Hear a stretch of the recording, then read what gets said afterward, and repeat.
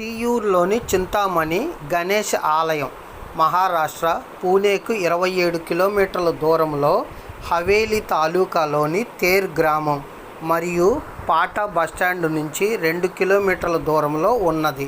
అష్టవినాయక క్షేత్రాలలో ఒకటి. భీమా, మూల, మూట నది ఒడ్డున ఉన్నది. బ్రహ్మదేవుడు ధ్యానం చేసి శాంతి పొందిన క్షేత్రం కనుక చింతామణి అంటారు. ఇచ్చట కదంబ చెట్లు ఎక్కువగా ఉండి కదంబ నగర్ అంటారు. విగ్రహం తూర్పు ముఖంగా ఉండి తొండం ఎడమ వైపుకు తిరిగి ఉండి కళ్ళల్లో వజ్రాలు పొదిగి సింధూరం పూయబడి ఉంటుంది.